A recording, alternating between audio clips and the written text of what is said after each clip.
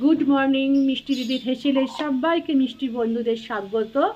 দেখো আজকে কিন্তু একদম ভরপুর রোদ উঠেছে, কারণ এই দুদিন বৃষ্টি বৃষ্টি করে অবস্থা ঢিলে করে দিয়েছিল, একদম জামা কাপড় সব একদম ভেজা। আজকে কিন্তু একদম সুন্দর রোদ উঠেছে, আর আমিও কিন্তু রোদ দেখে ঝটাপট দিদি বাসন মেজে দিয়ে গেছে, সেগুলোকে রোদে রেখে দিয়েছি। আর এখানে দেখো জিরের গুঁড়ো ধনের গুঁড়ো সব রোদে দিয়ে কৌটোগুলো ভালো করে ধোবো, এবার ধুয়ে সেগুলোকেও রোদে রেখে দেবো।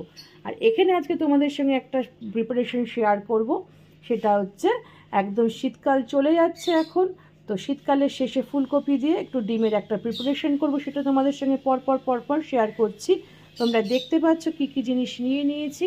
তো এগুলো দিয়ে একটা পেস্ট করব, আদা পেঁয়াজ রসুন লঙ্কা, এখানে হচ্ছে চিনি হলুদ নুন, আমি আজকে জিরের গুঁড়ো নিয়েছি ধনের গুঁড়ো, আর এটা হচ্ছে একটু অল্প কড়াইশুঁটি আলু ফুলকপি হালকা ভাপিয়ে রাখা, ডিম তো দেখতেই পাচ্ছ।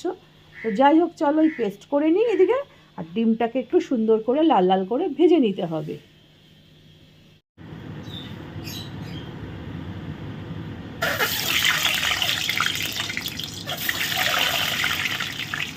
ডিমগুলো না যখন ভাজবে একটু গাগুলো চিড়ে চিড়ে দেবে, আর আমি একটু হলুদ আর নুন কিন্তু মাখিয়ে রেখে দিয়েছি। আমার ইন্ডাকশান বলছি, আমার চিমনি চলে, দেখো চলছে, কিন্তু তার সত্ত্বেও কিন্তু আমি চাপা টাকা দিয়ে রান্না করি, যাতে তেলটা বা ধোঁয়াগুলো চারিদিকে না ছড়িয়ে যায়।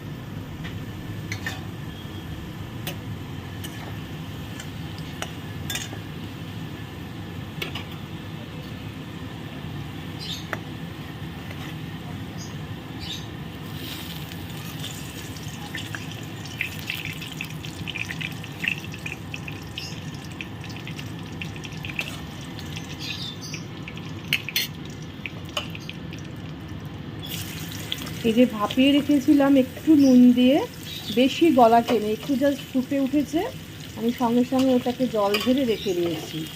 এটাকে একটু সুন্দর করে ভেজে নেব, ভাজবে কিন্তু একটু মানে মিডিয়াম টু হাই করে, একটু লো করে ভাজবে না, তাহলে কী হবে সুন্দর লাল লাল হয়ে যাবে।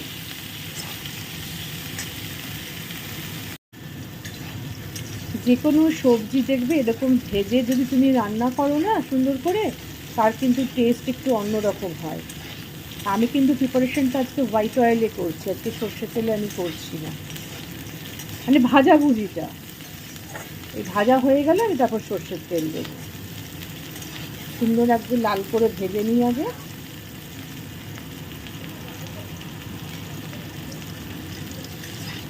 আজকে রোদ উঠেছে, একদম ভরপেটটা আমি হচ্ছে কাচাকুচি করে একদম আগে আগে মেলে দিয়ে এসেছি।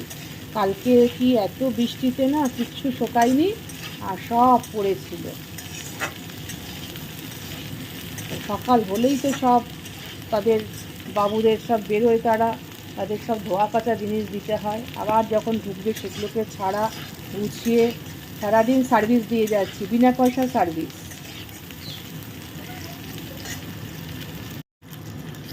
অলমোস্ট ডান ভাজাটা।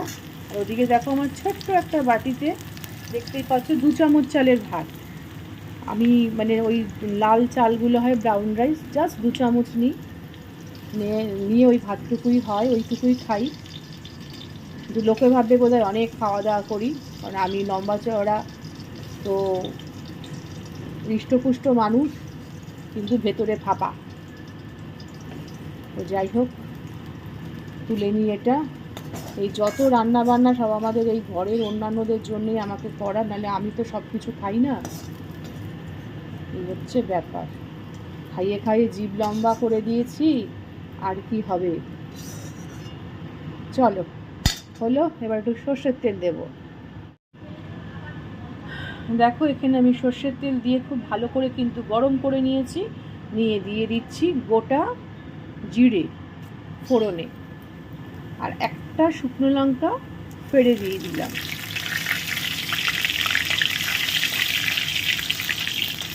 সুন্দর যখন গন্ধটা উঠে আসবে, জিরে ভাজার গন্ধটা দেখবে লাল লাল হয়ে গেছে, আর একটা সুন্দর জিরে ভাজার গন্ধ বেরোয়। সেটা যখন হয়ে যাবে তখন কি করবে, দাঁড়াও এখনও বেরোয়নি, হ্যাঁ এই বেরোলো গন্ধটা জিরে ভাজার। তো দিয়ে দিচ্ছি পেস্টটা, কী কী, আদা পেঁয়াজ রসুন লঙ্কা হলুদ চিনি নুন সব আমি একসাথে দিয়ে পেস্ট বানিয়ে নিই।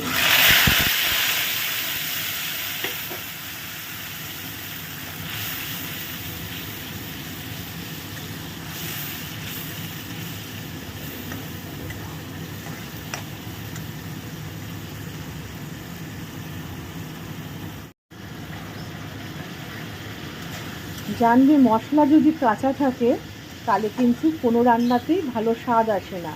আর যদি মনে করো তোমরা ফ্লেম অনেক বাড়িয়ে তাড়াতাড়ি করে মশলা ভেজে নেব, সেটাও কিন্তু সঠিক পদ্ধতি না।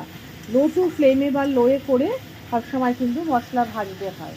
দেখো দেখতে পাচ্ছ কী সুন্দর মশলাটা আস্তে আস্তে করে আমি কিন্তু ভাজছি। ভাজলে জানবে মশলার একটা সুন্দর গন্ধ বেরোয়। আমি তো তাড়াতাড়ি করে ফ্লেমটাকে হাই করে ভাজা শুকিয়ে যেতেই পারতো, কিন্তু ওটা কিন্তু ভাজা হয় না, জাস্ট ওপরটা শুকিয়ে যায় কিন্তু মশলা কাঁচা থেকে যায়। তাই ধৈর্য নিয়ে লো ফ্লেমে আস্তে আস্তে করে মশলাটা ভেজে রান্নাটা করতে হয়। মশলা ভাজলে যে গন্ধটা বেরিয়ে আসে সেইটা কিন্তু আমার প্রায় ডান। মশলাটা দেখেই তোমরা বুঝতে পারছো, দেখো মশলাটা কিন্তু সুন্দর ভাজা হয়ে গেছে। এই মতো অবস্থায় কি করব দেখো, এই অবস্থায় দিয়ে দিচ্ছি ভেজে রাখা আলু আর ফুলকপিটা। এটাকে দিয়ে এবার মিডিয়াম ফ্লেমে ভালো করে আরও 2 থেকে 3 মিনিট কষিয়ে নেব। লো টু মিডিয়ামে দেবে, কারণ হচ্ছে নইলে কিন্তু পুড়ে যাওয়ার চান্স থেকে যাবে।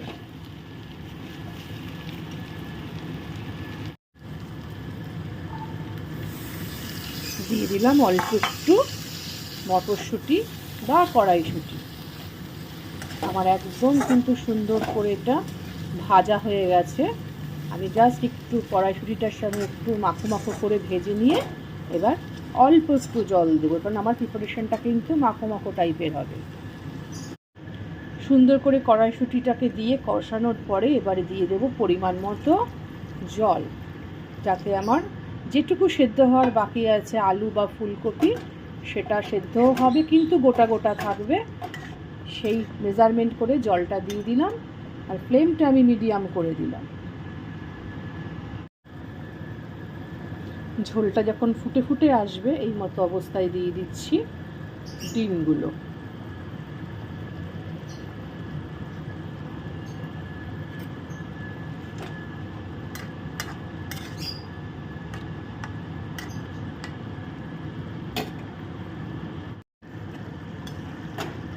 আমি কিন্তু টেস্ট করে দেখে নিয়েছি যে একদম ঠিকঠাক আছে কি না। তা আমি দেখলাম ঝাল নুন মিষ্টি একদম প্রপোর্শন রাইট আছে, তো আমার কিন্তু হয়েও এসছে। আমি এবার গ্যাসটা অফ করে দেবো। আর এই যে মেজারমেন্টের ঝোলটা দেখছো এটা কিন্তু ঠান্ডা হলে অনেকটা কমে যাবে, তো সেই জন্য আমি একটু ঝোল সমেত রাখছি, কারণ খেতেও তো একটু ঝোল লাগে বা কারি লাগে। তো সেই জন্য এই মেজারমেন্টে রাখছি, রেখে আমি একটা থালা দিয়ে চাপা দিয়ে রাখবো খানিকক্ষণ। ঠিক আছে, আমি গ্যাসটা এবার টোটালি অফ করে দিলাম।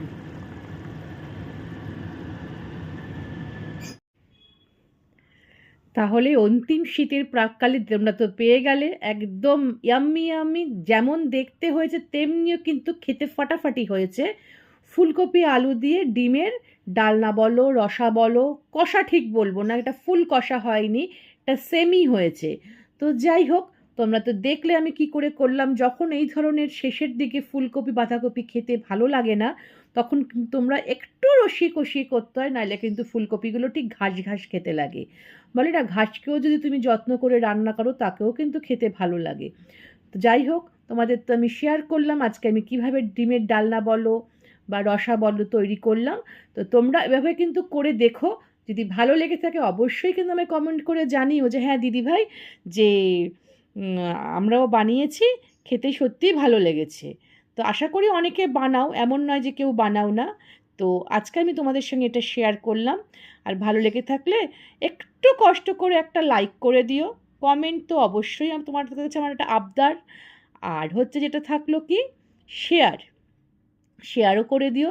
আর পাশে থেকে বেল আইকনটা আমার নতুন বন্ধুদের উদ্দেশ্যে বলি, তোমরা ফুল ভিডিওটা দেখে যদি তোমাদের ভালো লেগে থাকে অবশ্যই তোমরা কিন্তু তাহলে আমার বন্ধু হয়েও তোমাদের অলওয়েজ আমি ওয়েলকাম জানাচ্ছি। এটা আমার তোমাদের কাছে আবদার, ঠিক আছে?